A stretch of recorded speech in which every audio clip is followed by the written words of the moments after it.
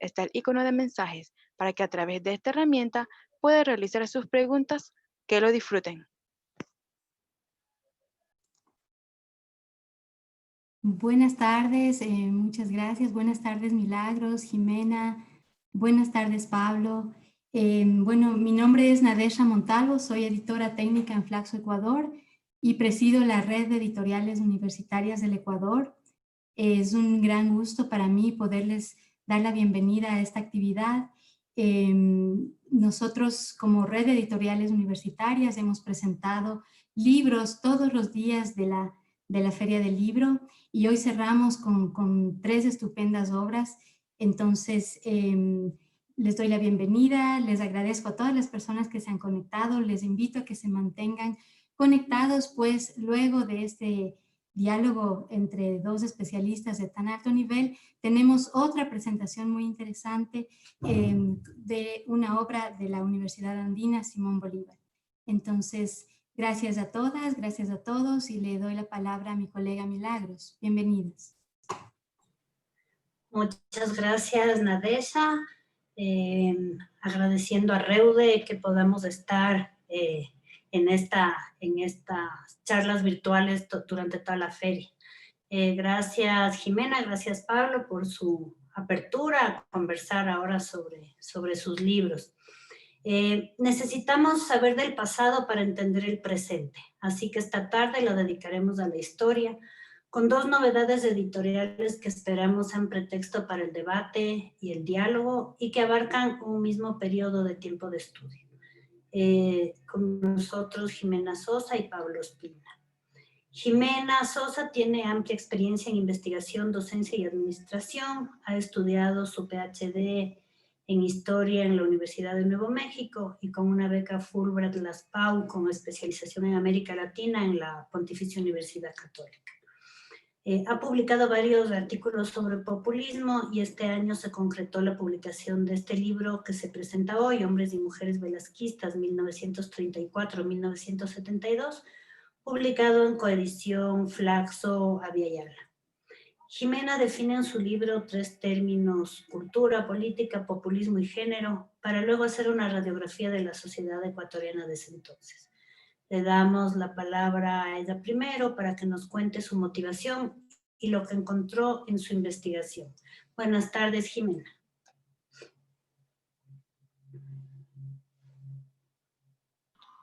Buenas tardes con todos, con todas. Muchas gracias, Nadesha, Milagros y también extensivo a María Cubi, quienes siempre me han apoyado en la publicación de este libro. Básicamente lo que quiero hacer es dar una visión general de los conceptos principales que utilizo en este libro y luego una pequeña reseña de los capítulos de los grupos de los cuales trato en este libro. Entonces, sobre el velasquismo se ha escrito muchísimo en el Ecuador. Probablemente es uno de los temas más estudiados en nuestro país. Se ha centrado básicamente en la figura del líder que es José María Velasco Ibarra, y en su movimiento que es el velasquismo.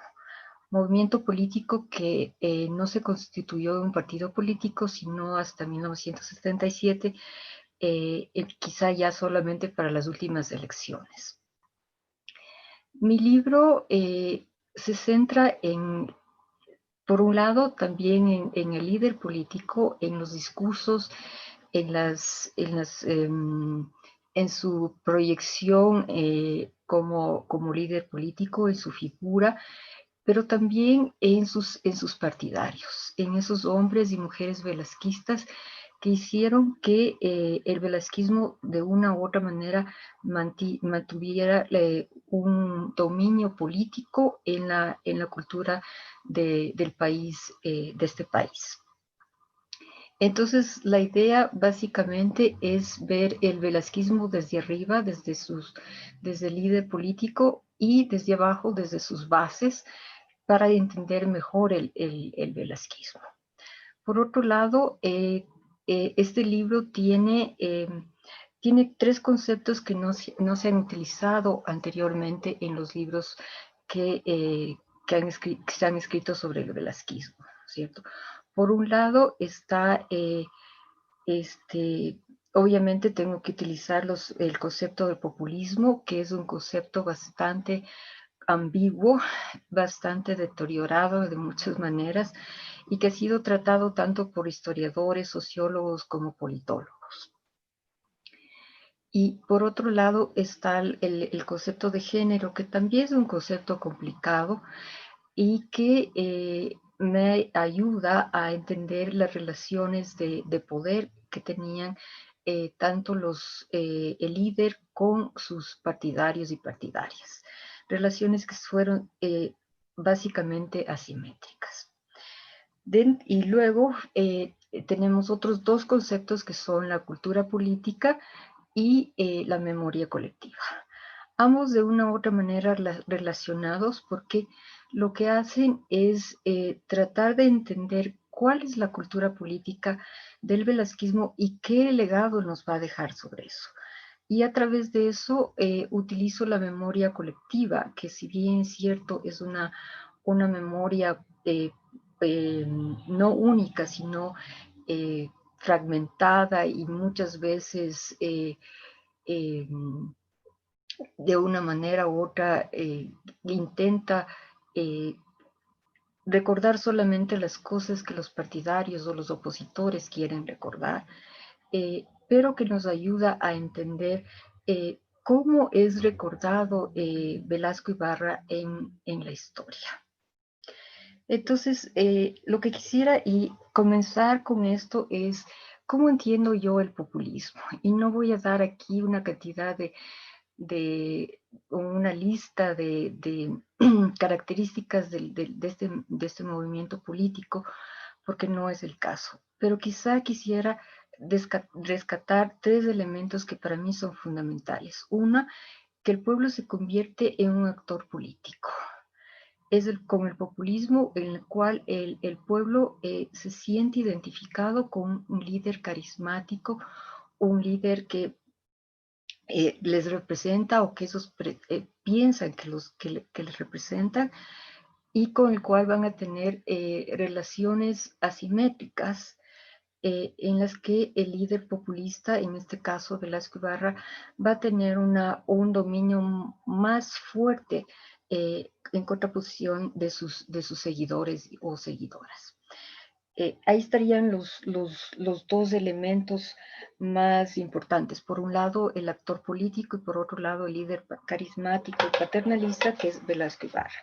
Y el tercer elemento que me parece que es importante es este antagonismo, este concepto maniqueo del que habla, por ejemplo, Carlos de la Torre, en la cual el líder populista y su pueblo se convierten en unos actores del bien, mientras que los adversarios, los opositores, son el mal. Entonces, con esta pequeña introducción sobre cómo entiendo en modo general el populismo,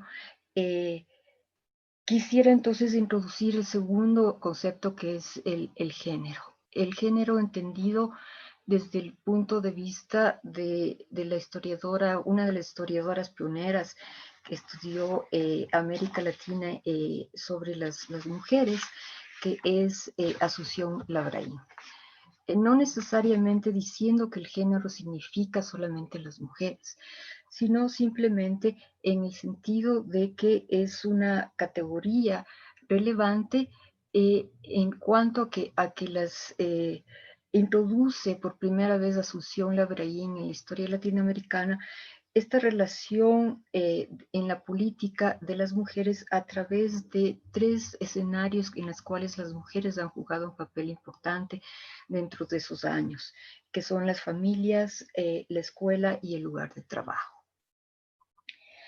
En ese sentido, no estoy utilizando género en el sentido actual de ver las relaciones de poder entre diferentes grupos, qué sé yo, por ejemplo, el GLTIQ,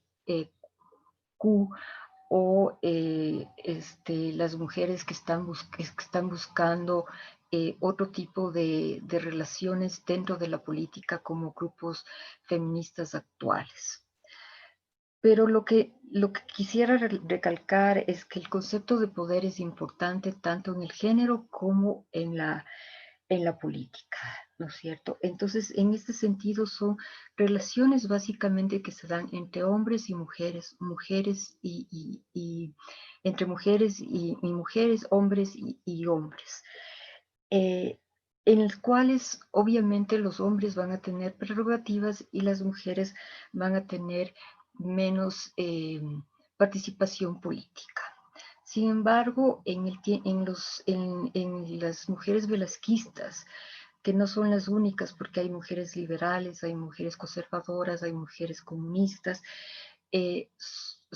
van a participar en la política a través de una primera entrada que se da con la posibilidad de participar con el voto facultativo de la mujer en 1929 y luego en 1977 con el voto ya universal que se da a las mujeres. Quizá la otra cosa que quiero recalcar dentro del asunto de género es que sobre todo en las mujeres velasquistas lo que se da es algo que la historiadora Cincha ha hablado ya hace algún tiempo, y es pasar desde un patriarcado privado a un patriarcado público. Entonces, en ese sentido, la mayoría de las mujeres velasquistas, si no todas, lo que hacen es acatar las leyes de sus maridos, sus hermanos, los hombres de la casa. Ese es un patriarcado privado, pero van más allá de eso y pasan a un patriarcado público, en el cual van a acatar las leyes de los hombres del partido político, no partido político, el movimiento político velasquista. Entonces, los partidarios, las personas que están involucradas de una u otra manera con Velasco Ibarra, van a tener esta relación bastante asimétrica, en donde las mujeres lo que hacen es acatar las creencias, los valores de los hombres y apoyarles en lo que pudieran. De ahí que las mujeres velasquistas, por ejemplo, armaban reuniones en las casas de sus esposos, que eran velasquistas, colaboraban con pegar hojas volantes, colaboraban con participación de cómo elaborar o cómo tratar de que la gente se involucrara más en la política, sobre todo en los sectores femeninos. La otra cosa que quiero recalcar aquí es lo que he mencionado hace un rato, y es que es la cultura política y la memoria colectiva. La cultura política en este país es bastante compleja. Es bastante compleja porque básicamente tenemos varios grupos que tienen diferentes formas de comportar, de pensar, de actuar. Y tienen diferentes tipos de conocimientos, diferentes tipos de creencias. En ese sentido, el asunto que hay que recalcar aquí es ¿qué es lo que dejó Velasco Ibarra dentro de la cultura política ecuatoriana?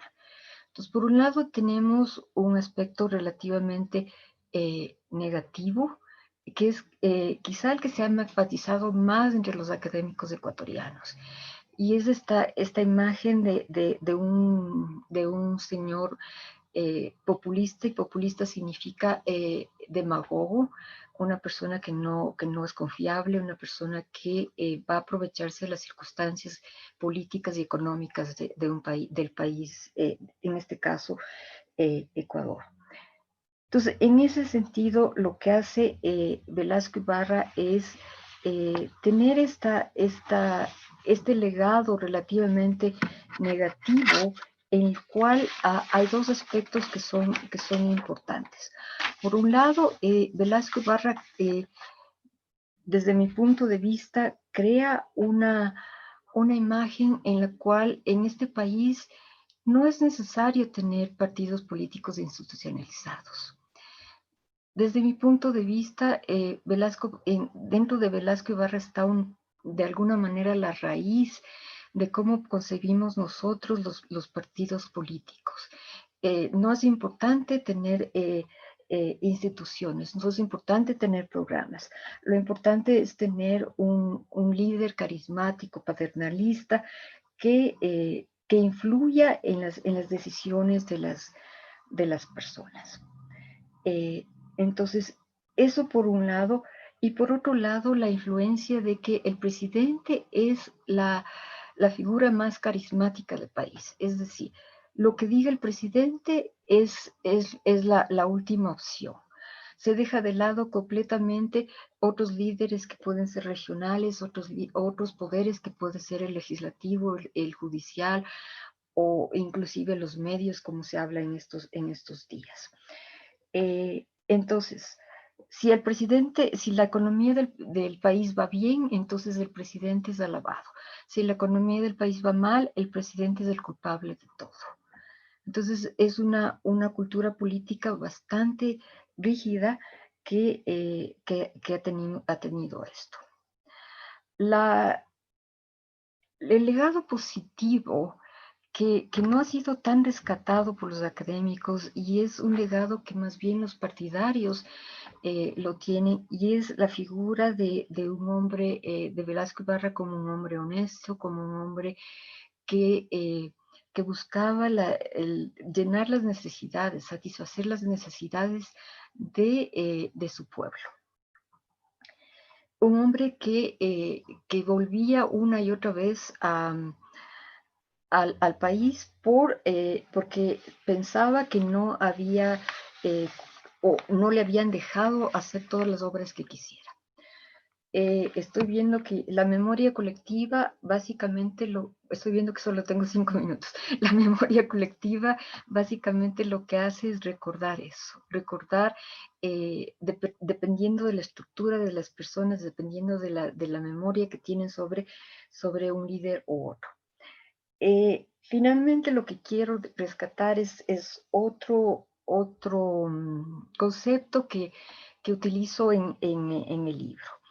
Es la masculinidad aristócrata e intelectual. Y es la idea de que Velasco Ibarra logra, a través de su personalidad, a través de esos capitales de los que habla Pierre Bourdieu, que son capitales. Velasco Ibarra no tenía capital económico, pero sí tenía capital social, capital cultural. Tenía contactos, tenía una educación probablemente una de las mejores dentro del tiempo en que él vivía, y ese capital le utilizó para lograr donaciones económicas a través de los años en sus campañas presidenciales. Esta figura que él mismo construyó hace que Velasco Ibarra sea visto como el salvador del pueblo, como la persona a la cual los partidarios y las personas que quisieran integrarse, porque el velasquismo, como el populismo, siempre tiene que incluir más y más seguidores, lo vieran como la persona indicada para ocupar la presidencia. Finalmente, solo quiero decir que el libro tiene 7 capítulos. Los primeros son introductorios para todos estos conceptos que he hablado, y los 3 últimos tratan de 3 grupos en los cuales yo me he centrado. Uno son los maestros y los estudiantes, toda la relación que tuvieron a lo largo de las 5 presidencias de Velasco Ibarra, relaciones bastante conflictivas, a nivel sobre todo con los universitarios de la Universidad Central. Y el siguiente capítulo dentro de estos grupos serían los trabajadores tanto urbanos como rurales, en los cuales también incluyo a los artesanos y a los indígenas para ver cuál era la percepción que tenían ellos sobre Velasco Ibarra. Y por último, los ferroviarios y los choferes. La pugna entre los ferroviarios y Velasco Ibarra, porque Velasco Ibarra básicamente no creía en el ferrocarril e instituye el plan vial que favorece sobre todo a los choferes.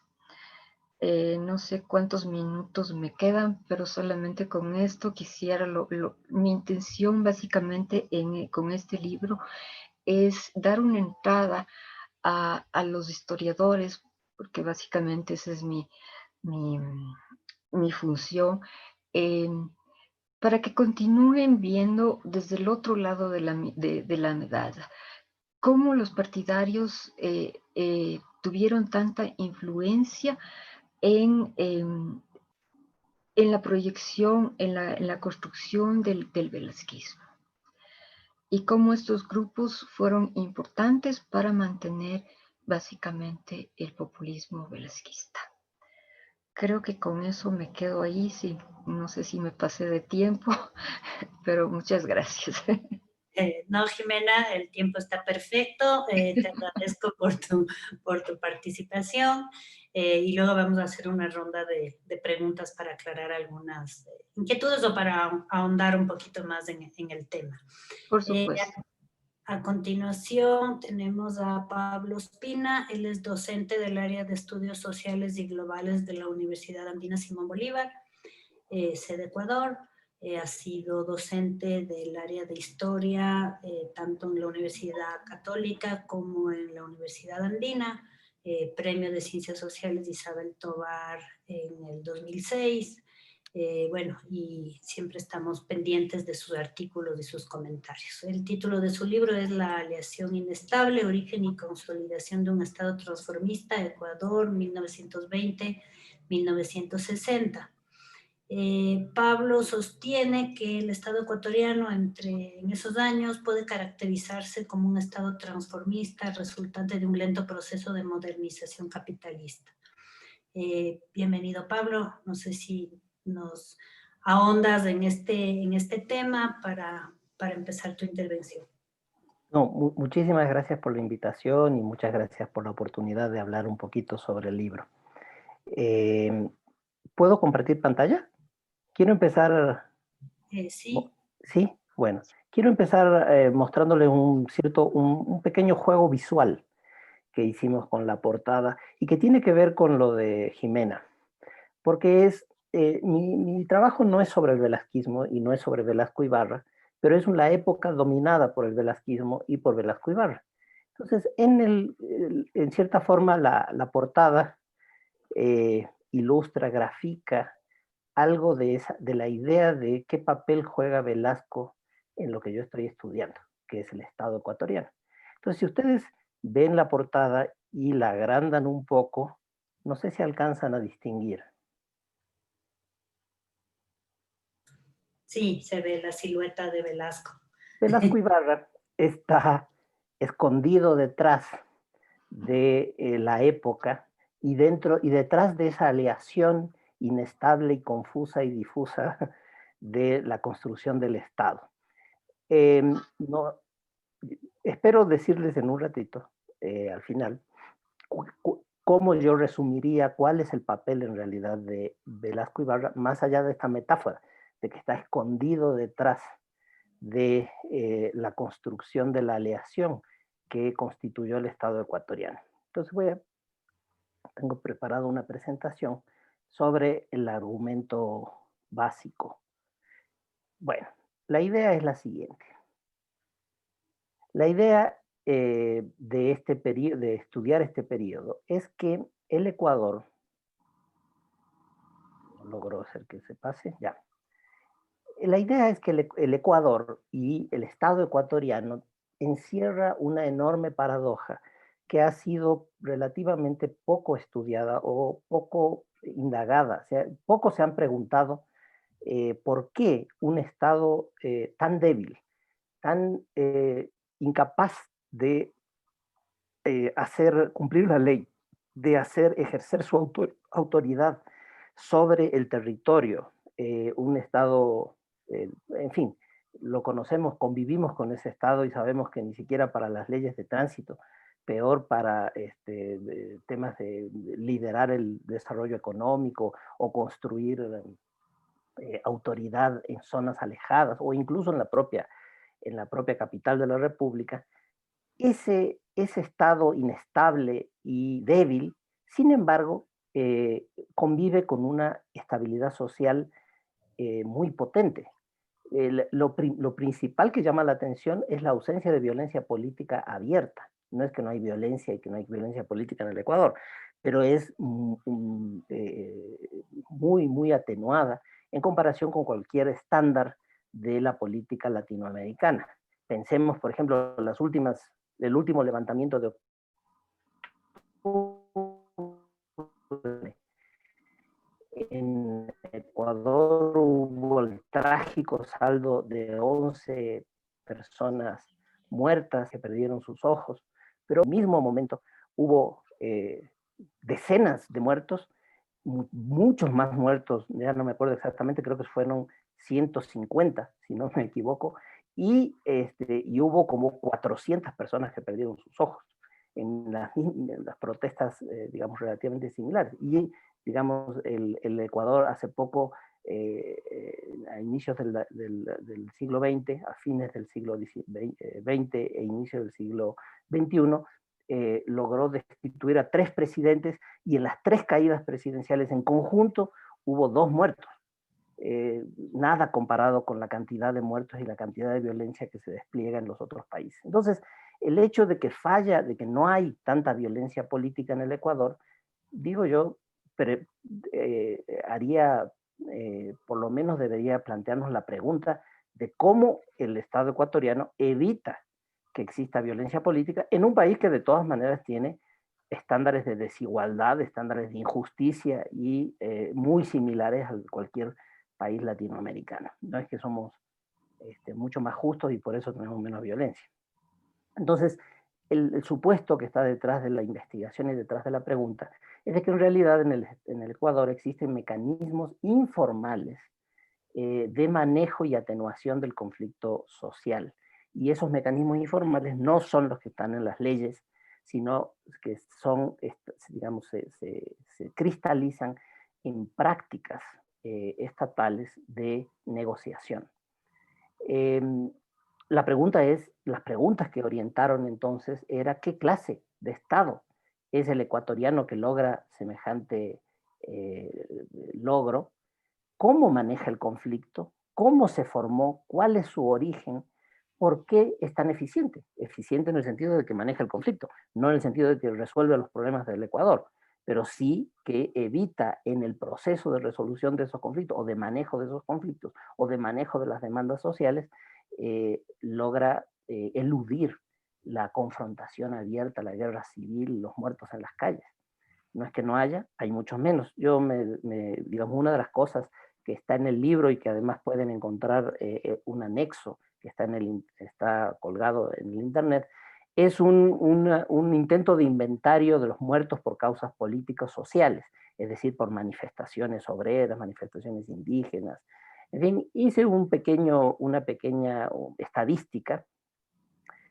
Por supuesto, de estadísticas sobre esto es muy difícil de hacer, pero estamos lejísimos de Guatemala, de Perú, de Colombia. Digamos, todo el conjunto de muertos que yo recensé en el siglo XX caben en un mes del conflicto de la guerra civil colombiana. Entonces, incluso si yo usara las más altas de todas las cifras de cada uno de los eventos que culminaron en muertos, y no solo las más verosímiles, no llegaríamos ni a 2 meses del conflicto colombiano o a 3. Entonces, evidentemente, independientemente de si las cifras están bien o mal, hay una tendencia que muestra que en la segunda mitad del siglo XX el conflicto político y la violencia política se redujo, la violencia que terminara con asesinatos, que es el momento en el cual aparece la mayor intensidad o expresa la mayor intensidad del conflicto. Entonces, hay que explicarse, entender por qué. Y esa es la pregunta que me ha orientado. Y yo debo decir que lo que está en el libro es un intento en realidad de aplicar un modelo explicativo que tiene la pretensión, y es lo que estoy trabajando ahora, de ser aplicable a todos los estados latinoamericanos en el siglo XX, en la misma transición al capitalismo que todos los países vivieron en ese siglo. Y la idea es que hay una serie de factores, tres factores determinantes, yo sostengo, que interactuarán, se combinarán de diferentes maneras en cada uno de los países y darán luz, transformaciones, burguesías, sus variantes regionales, sus diferencias y sus fracturas internas.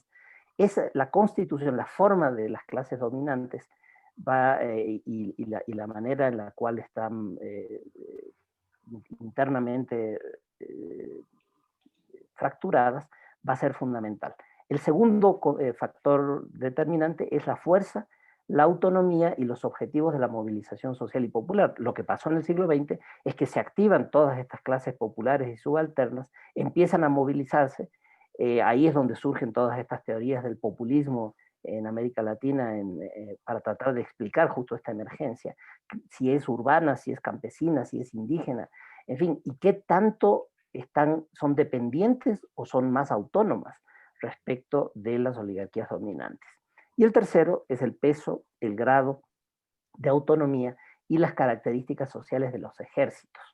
Los ejércitos han sido bastante poco estudiados en la historiografía latinoamericana desde una perspectiva moderna. Hay, por supuesto, crónicas de la historia de los ejércitos desde el punto de vista de los propios ejércitos, pero que son relatos sobre cómo se han ido constituyendo los batallones, cómo es que, relatos sobre cómo son las principales batallas, pero, o eventualmente sobre temas técnicos, pero no hay una historia social de los ejércitos. Y en el libro La Aleación Inestable, ustedes van a encontrar tal vez una de los principales vacíos historiográficos que intenta llenar el libro, es 2 capítulos enteros dedicados a la historia del ejército ecuatoriano en su proceso de profesionalización que ocurre precisamente entre los años 20 y los años 60. Entonces, ¿cuál es la explicación en síntesis que yo planteo para el Ecuador? Bueno, que había oligarquías fragmentadas, sin desafíos autónomos y radicales, de clases subalternas movilizadas, que van a favorecer un tipo de Estado que es negociador, aunque subordinado al control oligárquico. Estas oligarquías fragmentadas tenían que negociar entre sí, estaban fragmentadas regionalmente, no estaban fragmentadas no eran fracciones de tipo industrial o de mayor modernización, no era una fragmentación, digamos así, vertical, sino que era una fragmentación horizontal, regional. Y estas diferentes oligarquías no tenían el poder suficiente para someter a la oligarquía vecina y tuvieron que negociar. En segundo lugar, solo porque las oligarquías carecieron del control del ejército, se redujo la probabilidad de enfrentamientos armados entre esas oligarquías. El hecho de que hubiera oligarquías fragmentadas y en conflicto entre sí o en contradicción entre sí hubiera podido llevar a guerras permanentes, pero lo que ocurrió fue que la oligarquía costeña que fundó el ejército profesional ecuatoriano se desmoronó luego de la crisis cacaotera, y la oligarquía que no, digamos, y el ejército que era liberal, que fue forjado como un ejército liberal, no estaba dispuesto a someterse al control por parte de la oligarquía conservadora serrana. Y entonces lo que terminó ocurriendo es que el Estado quedó el ejército quedó en una situación de relativa autonomía durante un periodo. Y eso hizo que nunca estuvieran bajo control pleno de las clases dominantes. El transformismo finalmente favoreció estas negociaciones localistas, particularistas y de efectos a su vez fragmentadores. El transformismo nacía de la fragmentación local de las negociaciones y las reproducía y las acentuaba. Las clases populares conseguían poco en la negociación y perdían poder conforme se debilitaba la organización. No se generaron grandes estructuras corporativas o corporativistas como en otros estados. El estado resultante de este balance de fuerzas entre, digamos, los principales actores del siglo XX, que fueron estas oligarquías, estos sectores subalternos, y el ejército, bueno, es un tipo de aleación que es resistente en la práctica, duradero en el tiempo, pero a la vez es informe, flexible, maleable. Eso es lo que yo recojo con la metáfora de la aleación inestable, que es tomada, de hecho, de un periódico conservador, que habla sobre las alianzas que generaba Velasco Ibarra para llegar al gobierno en su segundo intento de llegar al gobierno en la elección de 1940. Le llamó el periódico El Debate, que era el periódico conservador, llamó a esas alianzas dispares y heterogéneas, le llamó aleaciones inestables. Bueno, yo retomé esa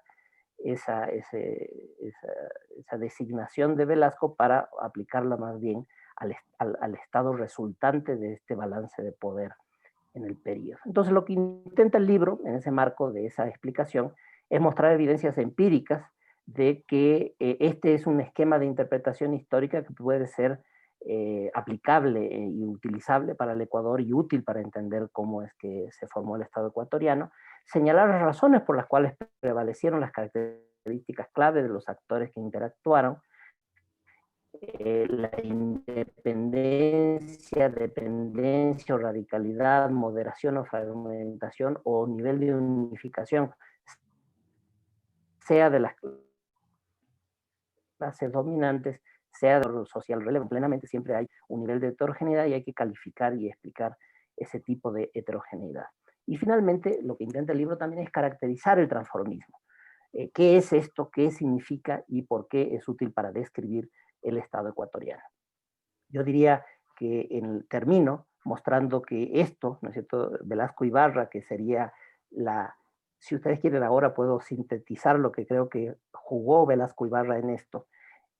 Velasco Ibarra es la cristalización de ese balance de fuerzas entre los actores. Él logra entender ese balance de fuerzas, expresarlo y convertirlo en una serie de prácticas estatales. Entonces yo estoy analizando Velasco no como planteaba Jimena hace poco, de qué dejó en la cultura política ecuatoriana, sino de qué dejó en la estructura estatal ecuatoriana. Es como constructor del Estado ecuatoriano. Entonces, ¿qué es lo que expresa Velasco Ibarra? Bueno, oligarquías débiles, fragmentadas y poco modernizadas, con ejércitos no controlados por las oligarquías y con clases subalternas que son relativamente dependientes y moderadas, dependientes de las oligarquías. En esa combinación va a emerger el transformismo, que yo sostengo que también ocurre en Bolivia con otras características particulares. Una interacción diferente sería la de estos tres estados que yo podría llamar, o que puedo llamar liberales, que son Chile, Costa Rica y Uruguay, que son los tres casos de estados fuertes, de estados eficientes, donde funcionan los partidos políticos, donde funcionan relativamente las leyes. Son los casos de excepción dentro de América Latina, y gran parte de la historiografía de los tres países trata de explicarse la excepcionalidad de cada uno de ellos. Bueno, aquí están algunos de los grandes constructores del Estado en esos países, José Valle de Ordóñez en Uruguay, he puesto a Salvador Allende en Chile, pero en realidad más exacto sería poner a Alessandri Palma, que es el creador de la Constitución de 1925, y Figueres, ¿no? Se me acaba de escapar el nombre. Bueno, en Costa Rica, digamos, el dirigente de la Revolución del 48. Allí prevaleció otro diferente balance de fuerzas. Las oligarquías eran mucho más unitarias y estaban mucho más modernizadas en esos países. Los ejércitos eran absolutamente dependientes de esas oligarquías y las clases subalternas no eran independientes, sino, digamos, no eran dependientes como en el caso anterior, sino independientes, aunque mantenían una cierta moderación. Como ven, la combinación era diferente. Nosotros podemos encontrar, en cambio, otro tipo de interacción, el autoritarismo, el militarismo, los estados genocidas de Centroamérica. Yo he incluido también al Perú. Aquí están algunos de los grandes dictadores y criminales que han tenido esos países, y ahí lo que tenías eran oligarquías débiles, fragmentadas y poco modernizadas, parecidas al Ecuador, pero en cambio los ejércitos eran dependientes de las oligarquías, como en los estados liberales, pero las clases subalternas se radicalizaban, eran radicales, independientes, incontrolables, generaban miedo a esas oligarquías débiles y fragmentadas que controlaban los ejércitos y se dedicaron a masacrarlos. Una última interacción o una última combinación que yo he caracterizado, creo que hay otras combinaciones posibles, sería de los grandes estados populistas, de donde nació el término populista originalmente en los años 40 y 50 de América Latina, en la sociología clásica, que basada en los casos de Argentina, México y Brasil, los clásicos populismos o corporativismos de Perón, de Tulio Vargas o de Lázaro Cárdenas. Ahí, en cambio, las oligarquías son fuertes, aunque están fragmentadas, y hay fracciones que están plenamente modernizadas y otras que son mucho más tradicionales. Ahí hay una ruptura no horizontal, sino una fragmentación vertical de las oligarquías. Los ejércitos logran independencia, no es raro, frente a las oligarquías, no es raro que esos dirigentes, Perón, Lázaro Cárdenas y Tulio Vargas, fueran todos militares. Tulio Vargas estudió, fue, digamos, es el menos militar de los tres, sin embargo fue también, digamos, siguió la carrera militar cuando era joven. En cambio, los otros son militares, no es algo casual. Las clases subalternas eran independientes y radicalizadas, pero como los ejércitos no eran controlados plenamente por las oligarquías, la solución autoritaria y militar no era tampoco posible. Entonces, como ven, este es un intento de poner el caso ecuatoriano en una perspectiva comparada más amplia latinoamericana. Espero que les haya por lo menos interesado y parecido como darle ganas de leer el libro. De todas maneras, si no pueden leer un ladrillo de 500 páginas, hay un artículo de 30 que ha sido publicado y que tiene el resumen del argumento en Ecuador Debate, hace un par de años. Muchísimas gracias, Pablo. Quisiera pasar a las preguntas, no sin antes agradecer a las personas que están participando en este foro en un domingo tarde, que bueno, es interesante que tengamos gente. Yo estaba un poco preocupada por la hora del evento, pero bueno, creo que estamos, ¿no? Hay gente interesada y hay gente que está mandando preguntas. Quisiera darle la palabra a Nadesha, que tenía una pregunta primero, y luego tengo una pregunta del público. Muchas gracias, Milagros. Una pregunta para ambos. A Jimena quisiera pedirle un comentario sobre esta idea que nos presenta Pablo de los mecanismos informales de manejo y atenuación del conflicto, digamos, cómo ve ella esta propuesta, si en efecto la puede ratificar o cómo funcionarían estos mecanismos desde su estudio de la figura de Velasco Ibarra. Y a Pablo, en cambio, preguntarle la cuestión de las mujeres, digamos, en su radiografía, en su estudio, cómo ha visto el rol de las mujeres, si acaso ha mirado un rol específico. Gracias. Jimena. A ver, yo creo que la propuesta de Pablo es bastante interesante. Me parece muy innovadora la idea de que se pueda aplicar a diferentes países en América Latina. Dentro de lo que plantea sobre el velasquismo, creo que es absolutamente cierto. Las oligarquías que apoyaban a Velasco Ibarra eran bastante diversas, ¿no? Y regionalistas, por un lado. Por otro lado, también cambiantes, porque Velasco Ibarra tenía la habilidad de a través de su figura y a través de los seguidores más cercanos, de convencer a las personas que él era la persona indicada para lanzarse a la presidencia, y no solo lanzarse, sino ganar, ¿no? Entonces, creo que podían negociar de alguna manera dentro de las oligarquías. Sin embargo, pero eso yo creo que es muy manifiesto en la Gloriosa, ¿no es cierto? Hay miles de actores que están interesados en que Velasco Ibarra suba al poder. No hay elecciones, pero tenemos una mezcla de actores políticos que va desde los conservadores, liberales, hasta los comunistas, socialistas, ¿no es cierto? Es una amalgama de actores políticos que de una u otra manera negociaron entre ellos que Velasco Ibarra era el salvador del pueblo, era la persona que iba a buscar un punto medio dentro de ellos. Sin embargo, ¿qué es lo que pasa? Velasco Ibarra llega al poder. Llega al poder y se hace la Constitución de 1945, que es una de las más progresistas dentro de América Latina, ¿no? Con excepción de la mexicana probablemente. Entonces, de 1917.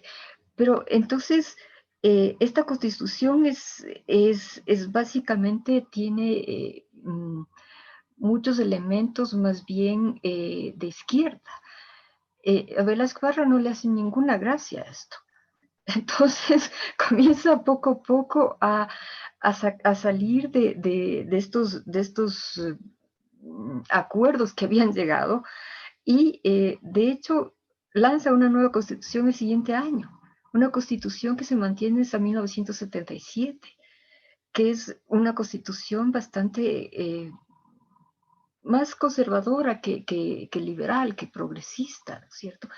Entonces, si bien es cierto, yo concuerdo con la idea de que sí, que los grupos probablemente llegaban a negociaciones, pero con Velasco Ibarra no se negociaba, desde mi punto de vista.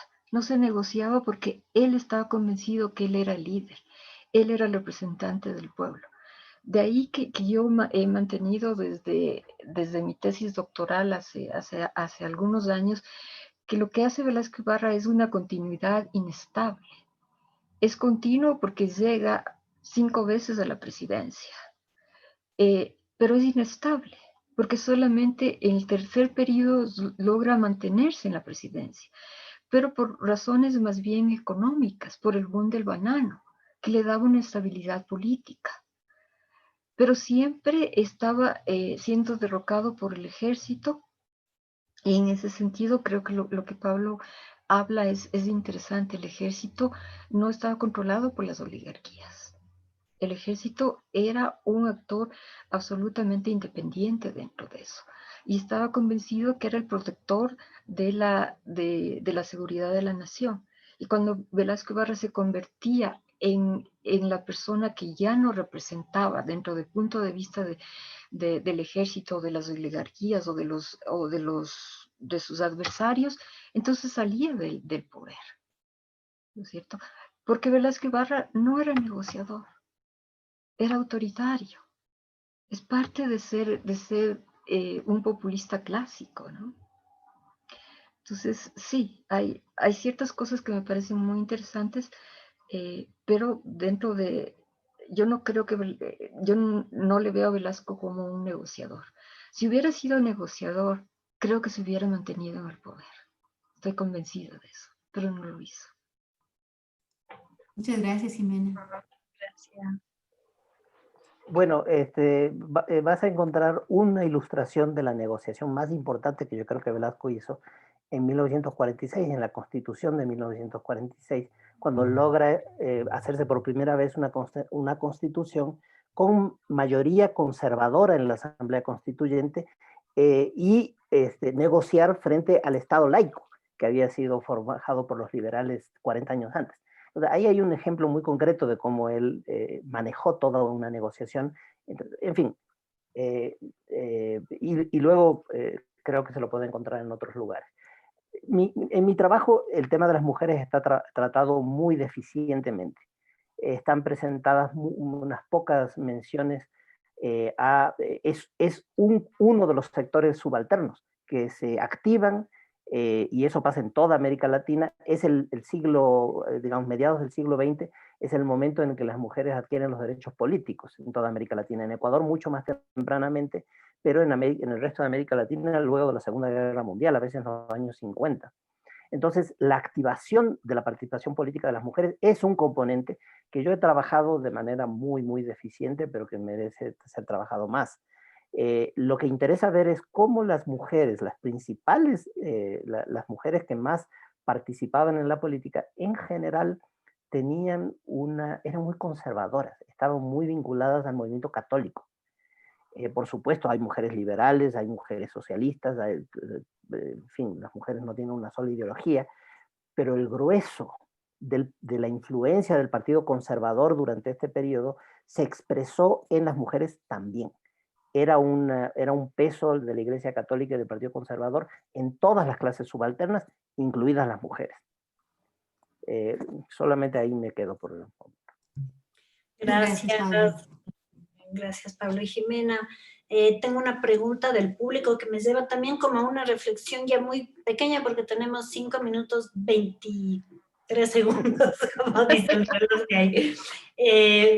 Hay una pregunta aquí que dice: quisiera que por favor Pablo nos comente si en su opinión esta configuración estatal de aliación inestable ha experimentado cambios para el periodo histórico más reciente, pensando en el último quinquenio tras el proceso constituyente de Montecristi. Y yo me atrevería a aumentar un poquito más de esa pregunta, proponiéndoles a los dos, así en brevísimos rasgos, qué de eso que ustedes han estudiado nos queda hoy día en la sociedad política actual. Empiezo yo ahora, para que Jimena termine. Sí, Bueno, sí. yo lo que diría muy rápidamente es que si ustedes leen el libro, yo creo que van a reconocer rápidamente estos mecanismos informales de transacción permanente y conjunta. O sea, todas las relaciones clientelares, el tener amigos, el tener vínculos con un lado, con el otro, saber a quién recurrir para conseguir las cosas, porque aquí no se consigue por la ley. Aquí se consigue por el amigo que uno tiene, el conocido, el pariente que está cercano a las redes de poder. Entonces, ustedes van a ver que van a encontrarse hoy en cómo surgió hace 100 años, creo.